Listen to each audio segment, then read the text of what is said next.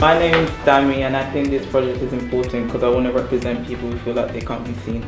My name is Danielle, and I just wanted to come because I think that it's important for youth to have their own space in Dartford because we don't really have that right now.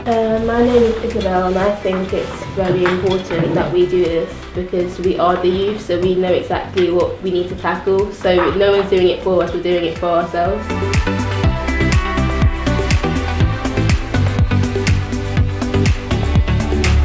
So we decided to do one-on-one interviews with people and also send out an online survey, and we are doing the one-on-one questions.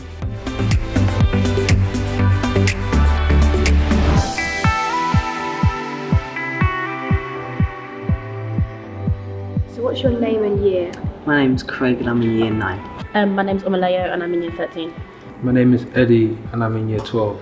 Do you think loneliness targets this generation? Yes, because social media has made it easy to talk but not actually communicate or put through your feelings. I think loneliness is a real issue. We don't really learn how to communicate properly face to face. We're really good at texting people and messaging people, but having actual conversations, talking about things that you're really struggling with, we don't know how to do that anymore. So I feel like it's really easy to feel like you have a lot of people around you, but then realise actually they're all just people in your phone and not people that you actually really know. I don't think loneliness is what, worries us young people. I think it's not being part of something, or not being part of something bigger than yourself. Loneliness is probably not something people worry about these days. But I would say that what makes people, younger people more afraid is, or more feel less of themselves, is influence.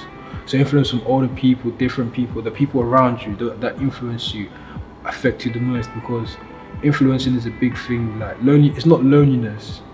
I would say that loneliness is when you're not, trying to make friends, or you're just trying to keep to yourself. Like I said, it's the environment that you're in. So what I would say is the biggest problem for the youth these days is influence, being influenced by other people, the people around you, peer pressure. What are the benefits that you think would come out of having an area for the youth, by the youth?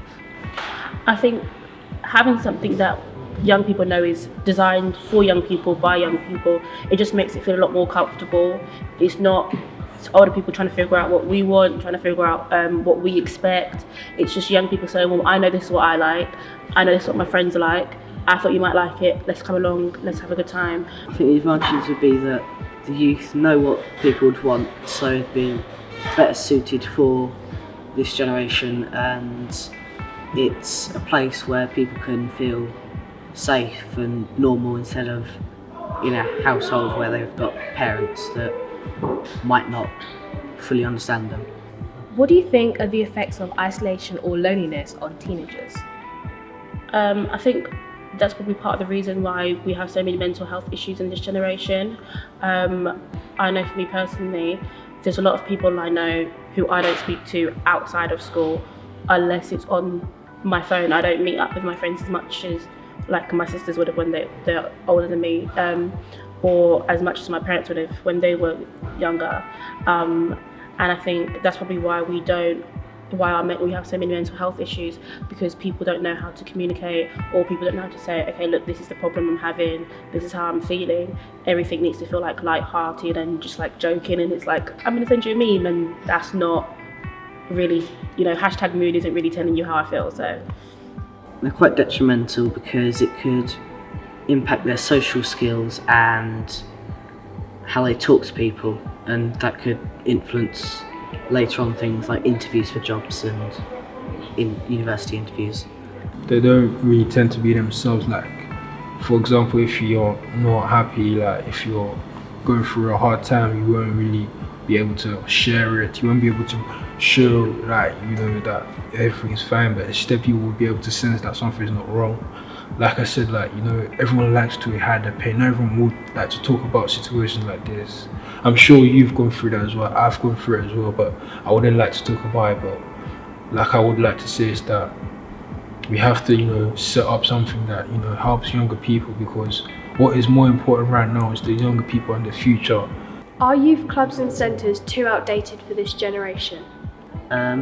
I don't think so, but you need to get people that understand the youth and know what they're about to fully use them.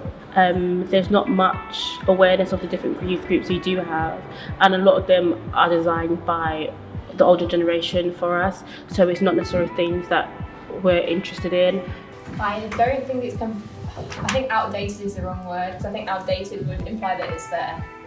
I think I couldn't think of anything that is there, which is why I don't think it's outdated, because I don't think it exists. What do you think are the coping mechanisms used by teenagers who feel left out or isolated? So what I would say is that people like at our age tend to hold grudges, like, you know, they like to give people second chances, but if your bonds keep getting pushed, then, you know, it may lead to something even worse than it already is. I think we often make jokes about how we feel.